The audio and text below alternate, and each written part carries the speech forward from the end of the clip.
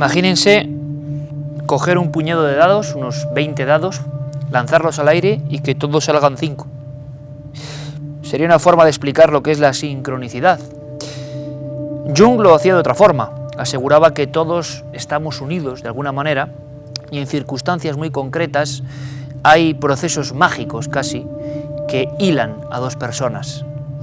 Pero ¿cómo contarlo más gráfico? Siempre hay sincronicidades, si se ponen a pensarlo, les han ocurrido.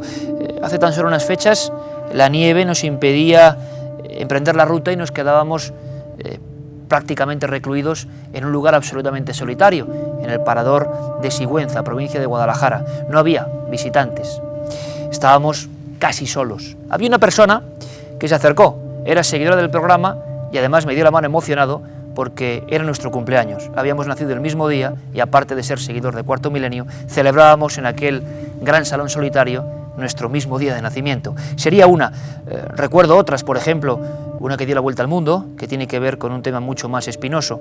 Ese hombre que ve que le piden ayuda, dos individuos de extraño aspecto. Ayúdenos a empujar el coche, por favor. Y lo hace con un chico y una chica. Se pone detrás y empieza a empujarlo y entonces ve que es su matrícula, pero no su coche. Exactamente su matrícula. Era un coche robado con 200 kilos de explosivo. Se pudo evitar por una sincronicidad. Más o menos casualidades imposibles, casualidades que suelen llevarnos a buen término o que a veces nos apartan del camino cuando éste es incorrecto. Jung dedicó su vida a demostrar que estamos todos hilados por extrañas casualidades. ¿Ustedes lo creen? Quizá cambien de opinión viendo este increíble y sincrónico reportaje. Anthony Hopkins, uno de los actores más laureados de la historia del cine, fue protagonista de un suceso que le cambió su forma de ver la vida. Corría el mes de octubre de 1973 cuando recibo una propuesta para participar en la versión cinematográfica de la novela La mujer de Petrovka. El proyecto es interesante, distinto a casi todo lo que había hecho. Es por eso que me decido a ir en busca del libro para leerlo y conocer la obra a fondo. Durante horas recorro decenas de librerías en busca de un ejemplar que me ayudase a prepararme el papel. El esfuerzo es en vano. No hay en todo Londres un solo ejemplar de esa obra. De vuelta a mi casa, mientras el traqueteo del tren me mece los pensamientos, algo en el asiento de enfrente llama mi atención. Era un viejo tratado repleto de anotaciones que alguien se había dejado. Lo tomo y no puedo evitar un gran asombro al leer el título: La mujer de Petrovka. Años después, en una de las pausas del rodaje de la película, me presentan a George Pfeiffer, autor de la novela. La conversación entre nosotros brota de manera natural y fluida. Él me manifiesta que ha seguido toda mi carrera y que se siente orgulloso que ponga cara a uno de los personajes que él ideó. Yo le correspondo hablándole de lo arrebatadora que me resultó su novela. Es entonces cuando me cuenta cómo surgió todo. Escucho con atención mientras me relata cómo tiempo atrás prestó a un conocido un ejemplar de su libro, con notas de su puño y letra. Era el borrador en el que había esbozado la idea primigenia de la mujer de Petrovka. Unos legajos que guardaba con gran cariño y que acabaron perdidos en algún rincón de Londres. Me giré y rebusqué entre las hojas de mi guión aquello que años atrás me encontré de forma casual en aquel desangelado vagón de tren.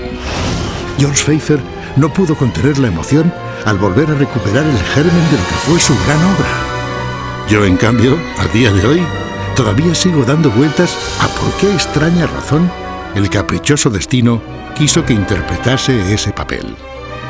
Hay quien a eso le llama sincronicidad. No me digan que la historia no es maravillosa.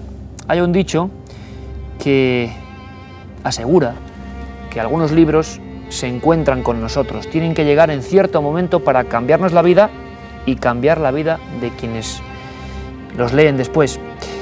La mujer de Petrovka, historia de Anthony Hopkins, real como la vida misma, y hay muchas más.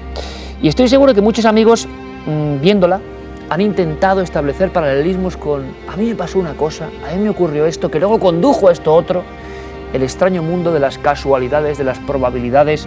Se han mezclado muchos términos últimamente, está este asunto de moda, sincronicidad, incluso se habla de serendipias cuando hay un descubrimiento, por ejemplo, científico, hecho aparentemente al azar. Mil y una cosas sobre las que queremos hablar con todos ustedes porque hay un universo maravilloso aquí dentro.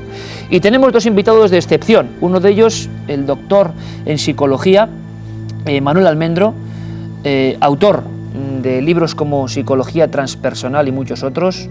Manuel, bienvenido, gracias por estar aquí esta noche. Muy bien, muchas gracias. Y, como no, nuestro asesor, el doctor psiquiatra forense José Cabrera. Hola, buenas noches. ¿Qué te ha parecido esto de Anthony Hopkins? Impresionante, impresionante. ¿Te han pasado cosas parecidas? Siempre. Y además cosas pequeñas y grandes. Y todo el mundo que nos esté viendo seguro que tiene algún recuerdo. Pero yo, concretamente, una vez, desgraciadamente es una autopsia, porque en mi práctica forense, en una autopsia, la persona que yo iba a autopsiar era una persona que tenía una cara muy semejante a una persona, a su vez, que no tenía nada que ver con ella, que años antes había tenido yo una discusión fuerte. Y cuando entré a las autopsias, no pude hacer la autopsia. Y luego no tenían nada que ver las dos personas. Y es como una sensación extraña que me invadió en ese momento. Y dije, hombre, luego me recuperé. Pero fue una cosa, podría estar contando historias como vosotros, me imagino, y toda la gente que nos está viendo seguro. Casualidades aparentes, juegos del azar, que luego han sido muy importantes para otras porque te hace, acciones de la vida, ¿no? Te hace ver la vida de otra manera, como con más relatividad, con menos autoritarismo, digamos las cosas. Que estamos todos envueltos, Manuel, de una especie de mundo mágico. Bueno, primero me gustaría que pusiéramos coto a un término importante que se ha repetido últimamente, que se ha convertido también en una palabra que se usa y muchas veces la usamos sin saber. Claro. Sincronicidad. Efectivamente. Pues es una palabra que se está utilizando cada vez más. En primer lugar porque las casualidades no existen, dicen realmente, ¿no? Y yo lo creo también. La sincronicidad viene a significar sin, que es con, cronos, que significa tiempo, es decir, que en un mismo instante de tiempo hay dos fenómenos que se conjuntan, que se conectan, ¿de acuerdo? Entonces, lo que estáis contando, lo que ha habido el reportaje, de pronto este señor que encuentra el libro, como José está diciendo, con esta cara, de pronto se juntan dos fenómenos diferentes en un mismo instante. Eso sería a niveles simples lo que es sincronicidad. Pero bien es verdad que la sincronicidad se está investigando a nivel científico también y se está definiendo como un puente entre la mente y la materia, que eso es más complicado. Bueno, esto es apasionante, un puente entre la mente y la materia. Es decir, de alguna manera, nosotros tenemos una serie de ideas dentro de nuestra propia mente que después se reflejan en el mundo exterior, en el mundo material. De la misma forma que suceden cosas en el mundo material externo que se reflejan después en nuestra propia mente. Podríamos poner ejemplos, etcétera, etcétera. Bueno, cuántas veces hay personas que están pasando por un sitio donde hay una puesta de sol y aquella puesta de sol pues es normal y corriente, pero un día, de pronto, algo sucede y aquella puesta de sol les conmueve de tal manera que les produce un cambio en su propia vida.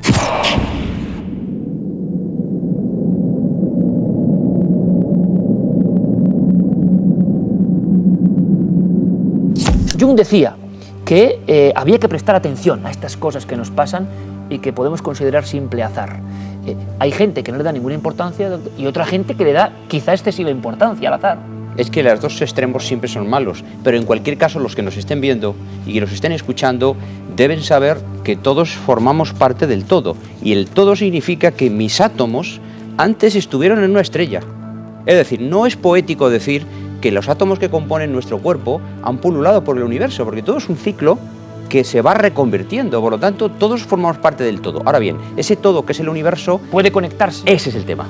La cuestión es, ¿hay alguna llave, hay algún pasillo misterioso que no conocemos con el cual nosotros podemos, como Jung buscaba, entrar en ese mundo que es un arcano, que es colectivo, que es como la memoria colectiva de años y años de evolución? Ese es el misterio. No sé si podremos, pero de luego el que encuentre la llave de esa conexión encuentra la piedra filosofal. Estamos jugando con el azar a cada segundo y están ocurriendo procesos. Hay algunos casos asombrosos y vamos a destilar algunos aquí que son interesantísimos. Por ejemplo, hubo un caso que llamó mucho la atención en Londres y que se demuestra que es aparentemente una sincronicidad. Un hombre se mete en uno de esos autobuses de 2 pisos de Londres y se pierde, se ha equivocado de autobús y va vagando por la ciudad. Londres no es pequeña, precisamente, ¿no?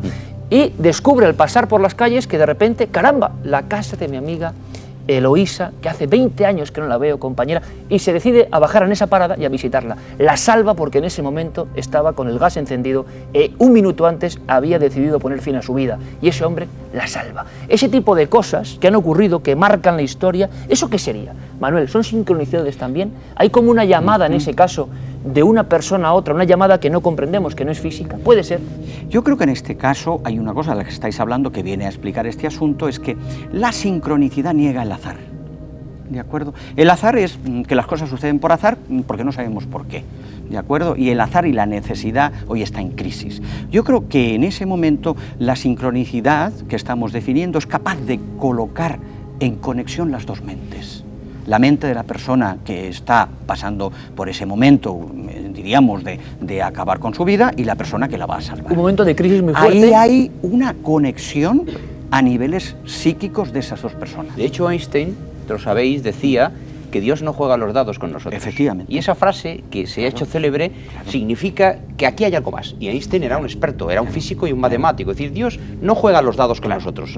De alguna manera, era una visión teológica, de alguna manera aquí hay un plan universal en el cual estamos todos. Más aún, hay poesías de Santa Teresa de Jesús que son idénticas al himno al sol de Akenatón, que tenía 3000 años más antigüedad que Santa Teresa de Jesús. Y Santa Teresa de Jesús nunca tuvo acceso a esos y habían poesías. Coincidido. Idénticas, los versos idénticos. A mí, os voy a decir una cosa, se me ponen los pelos de punta con este tema, porque me da la impresión que desde el desconocimiento como seres humanos, pero estamos tocando, y algunas personas, como el caso de nuestros invitados y otras eminencias en este campo, están tocando, ¿no?, con las yemas de los dedos algo que quizá dentro de 1000 años, cuando hay otro programa como Cuarto Milenio, sabrán qué es. Ahora nos quedamos simplemente extasiados porque algo parece que ocurre. Pues vamos a seguir hablando de sincronicidades, casualidades maravillosas. La pregunta también queda ahí, porque hay sincronicidades para lo positivo, como en el caso de Anthony Hopkins. El libro le ayuda, le mete en otro universo maravilloso que nunca hubiese conocido si no ocurre esa sincronicidad, pero también las puede haber negativas, ¿no? Seguro que muchas veces han oído aquello de la vida paralela. Estamos con dos doctores hablando de un tema que también de alguna forma puede decirse que es ciencia de la psicología, que está ahí. Vida paralela, obra paralela. Vamos a seguir hablando, pero antes vean, disfruten de una de las historias bien conocidas, sobre todo en Italia, protagonista, el hombre más importante de la nación, y que fue durante muchos años, y creo que lo sigue siendo, el ejemplo de sobrecogedora sincronicidad sobre vida paralela. 28 de julio de 1900. El rey Humberto I de Italia, uno de los hombres más poderosos del viejo continente, se dispone a cenar en un céntrico restaurante de Monza junto a su secretario. Al alzar la vista de la carta para pedir, el soberano no da crédito a lo que ven sus ojos. A pie de mesa se halla un hombre exactamente igual a él. El monarca y el propietario del restaurante comienzan a hablar. Las semejanzas y coincidencias van mucho más allá de su aspecto físico. Los dos nacieron el mismo día, fueron bautizados con el mismo nombre, se casaron con dos mujeres de idéntico nombre en la misma fecha, y el día que Humberto I era proclamado rey de Italia, el otro Humberto inauguraba su próspero restaurante. Eran almas gemelas que durante años habían llevado vidas paralelas sin saberlo. Tal fue el impacto que aquel casual encuentro provocó en el soberano, que invitó a su otro yo a acudir junto a él a un acto deportivo al día siguiente. Toda Italia iba a ver reflejado a su rey en el rostro de otro hombre desconocido hasta la fecha. Pero no fue así. Esa mañana, minutos antes de dar comienzo el evento, el secretario de su majestad, con semblante compungido, se acercó al monarca y le susurró: «El hombre que conoció ayer ha sido asesinado hace unas horas». El dolor y el pesar se adueñaron del más poderoso de los italianos, que sentía la muerte de aquel extraño como propia.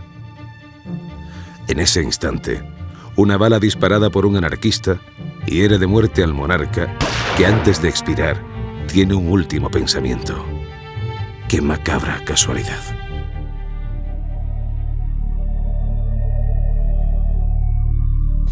Historias de la historia que nos dejan boquiabiertos, porque desde luego este sería un caso extremo, no sé si de sincronicidad, Manuel, de vida transcurriendo con las mismas fechas, los mismos datos, los mismos nombres. ¿Qué significado se podría extraer de una experiencia concreta como esta? Es curioso de que algunos ejemplos como estos se han conocido aparte de este tan famoso, ¿no? Y yo creo que hay veces que lo ideal de cuando sucede una cosa de este tipo, lo más importante que te está planteando es una gran pregunta. Es una gran pregunta, porque ¿quién tiene respuesta realmente para eso, no? Y esa gran pregunta te lleva a que vivimos órdenes que de alguna manera son incontrolables y que nos tienen que revertir a nosotros mismos a una humildad. Al fin y al cabo, vivimos aquí entre cientos de miles de galaxias, no sabemos nada. Aquí hay algo que armoniza todo, todo. Por ejemplo, el que 1.000.000 de estorninos, que son unos pajaritos muy pequeños, vayan por el cielo y un halcón ataque a esos estorninos, que son 1.000.000 de pájaros volando, se convierten en un todo y se convierten como en un solo animal y reaccionan a ese ataque moviéndose de manera que el halcón no pilla a ninguno. Y hablas entonces, doctor, de una conciencia o de un alma colectiva. Colectiva, pero no solo a nivel del hombre, sino a nivel de la vida misma, o sea, de cualquier ejemplo animal. Y la propia religión cristiana católica, en la que vivimos mucha gente, habla de la comunión de los santos como algo que nos une a todos. Es decir, yo rezo aquí, pero hay alguien que mejora en Australia. ¿Por qué? Esa es la pregunta. No, se están haciendo investigaciones sobre esto realmente, ¿eh? Y Larry Dossey, por ejemplo, es un psicólogo bien importante, está trabajando sobre la oración.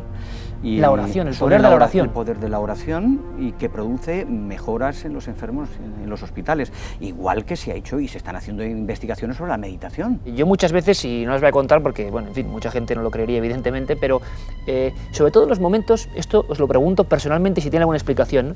En los momentos más agónicos, o de más fe en una historia, o de encontrar un documento que estaba perdido y cuando estaba todo ya realmente perdido, o en una cosa que les he echado una ilusión a borbotones, parece que se activan ciertas cosas, y no me ha pasado una vez, ni 2, ni 10, ni 20, casualidades que serían imposibles y para escribir, que sé que os ha pasado igual. ¿Qué quiere decir esto? Que, bueno, ese del que la sigue la consigue es un viejo refrán, ¿no? Pero que se activan más cosas, que tú cuando con la fe impulsas ciertas piezas del dominó que se empiezan a mover. Pues muy sencillo, que la verdad solo busca aquel solo encuentra aquel que la está buscando. Esa es la cuestión. Por eso mucha gente que estudia algo mucho durante un día y se acuesta agotada, por la mañana al día siguiente al despertarse tiene la solución. Estás durmiendo, pero tu cerebro ha seguido trabajando, todos los datos se juntan y de repente aparece la solución. Sin ser conscientes. Sin ser conscientes. Por eso lo de Newton y la manzana, por supuesto, es mentira. Es decir, no es que a mí me cae una manzana y si yo no estoy con lo que hay de la gravitación, yo no caigo en la ley de la gravitación, pero Newton por estaba... Salmo, ¿no? Claro, ese es el tema. Es que la verdad busca, pero aquel que a su vez la está buscando. Claro. Es que ha pasado muchas pero hay veces. Una cosa de lo que está diciendo José, hay unas leyes del caos que explican esto también. Es decir, las leyes del caos dicen que empiezan con una sensibilidad. Nosotros tenemos una sensibilidad que es la cualidad que nos permite estar vivos, recibir impresiones. Pero lo que pasa, y las personas cuanto más sensibles, nos damos cuenta es que son un poquito más inestables aparentemente, ¿vale? Lo que pasa es que esa sensibilidad no se queda ahí, lleva a un proceso de una inestabilidad cada vez mayor. ¿Y sabes cuándo aparecen las sincronicidades? En el punto máximo de la inestabilidad, del sufrimiento máximo, aparecen en ese momento todas las sincronicidades posibles. Como si fueran y aparece mensajes. el cambio. De hecho, muchos escritores, perdona que te interrumpa, han llegado a sus grandes obras en los momentos de más crispación. Es decir, es muy difícil que una persona tranquila, feliz, que solo le gusta ver la tele... Hablábamos de Poe hace poco, la semana pasada. Por ejemplo, es decir, es muy difícil que esa persona al final, si no tiene esa tensión interior, cree nada. Lo que no significa que no sea feliz y que sea una persona buena, pero para crear es necesaria una tensión, como dices. Una tensión que, por ejemplo, la ley de Selye de estrés, por ejemplo, al final que el estrés es malo, no. A ver, el estrés es malo si una persona no sabe lo que está haciendo, pero nosotros estamos vivos y realmente cuando una persona desea algo, quiere algo y pone todo su empeño en ello, ese punto de bifurcación se llama, es el que le va a permitir encontrar lo que está buscando. Y esto es muy importante, ¿no? Por eso, y se lo decimos a los oyentes también, ¿cuándo aparecen las sincronicidades? Podríamos decir, que esté atento la gente, por ejemplo, en un momento clave en su vida, en un enamoramiento, cuando se produce un matrimonio, desgraciadamente cuando se produce la muerte de un ser querido, ¿no? En esos momentos de máxima, podríamos decir, inestabilidad, es cuando las sincronicidades aparecen. Momentos límite, podríamos decir, ¿no? Momentos límite, tú lo has dicho. Y por una cuestión, es cuando de alguna manera estamos más desprogramados de la mente mecánica. En ese momento y más abiertos de par en par a esa magia que está ahí. ¿Y sabes lo que realmente sucede? Lo que yo creo es que las sincronicidades se están produciendo continuamente. Somos nosotros, con nuestra, podríamos podríamos decir, esta tendencia nuestra a programarnos, esta hipnosis que llevamos a diario, la que no nos permite ver las sincronicidades de la naturaleza. La naturaleza está ahí. Hay una historia célebre en la Europa del Este, bueno, un caso de una mujer que llegó a casa, estaba muy desesperada porque tenía que hacer un viaje a vida o muerte, se le moría un familiar, y llega a casa a recoger sus enseres y no tiene la llave. No tiene la llave y está desesperada y ha perdido la llave. Y tiene tanta desesperación que no sabemos qué pasa ahí, que en ese momento llega el cartero y llega con un sobre. Abre el sobre y era la llave. ¿Cómo es posible? Había una carta de su hermano que en otra punta del país se había dado cuenta recogiendo cosas que, caramba, tenía una llave de casa, de su hermana, y la había mandado. En ese momento preciso llegaba ese tipo de magia cotidiana que seguramente será más habitual, quizá a nuestros niveles, pero si empezamos a pensar, ocurre de vez en cuando. Somos capaces de interactuar con nuestro entorno. Te habrán llegado a la consulta, Manuel, muchas sincronicidades de este tipo, casualidades, ¿no? Llegan. Incluso hay veces que hay gente que se sueña incluso con las propias sincronicidades que les está pasando. Y al final se les convierte en un punto a veces como de cierto desasosiego, ¿no? Es decir, gente que de pronto empieza a soñar con sábanas, encuentra sábanas, la gente le habla de sábanas y llega un momento que aquello se le convierte en un caos, ¿no? Pero yo vuelvo a decir, yo creo que de ahí hay otro mensaje, hay que sacar fuerzas de flaquezas, dicen los refranes, ¿no?, que hablábamos antes, ¿no? Como los refranes dicen tantas verdades, ¿no? Yo pienso que incluso de un mensaje que pueda ser un momento preocupante, uno puede sacar realmente de ahí parte del petróleo, ¿no?, que necesita para moverse. Pero para, ¿no?, eso, en vez de ver, hay que observar. Claro, en vez de oír, hay que escuchar. Y en vez de estar sentado sin hacer nada, hay que pensar. Manuel, de verdad que ha sido un placer, ¿eh? Estupendo. El placer será que cuando ellos enciendan el televisor se produzca una sincronicidad con nosotros. Claro que sí, claro que sí. Es más, si tienen este tipo de vivencias, si se sienten identificados con lo que hemos contado aquí, ¿por qué no? Que envíen sus escritos, que envíen sus experiencias y volveremos a analizarlo aquí amablemente. Manuel Almendro, muchísimas gracias, de verdad, por esta visita. Iker. Gracias además por hacernos redescubrir a Jung, lo digo personalmente. Muchísimas gracias. Y doctor Cabrera, muy bien, otra. ¿qué decirte? Vale. Que muchísimas gracias.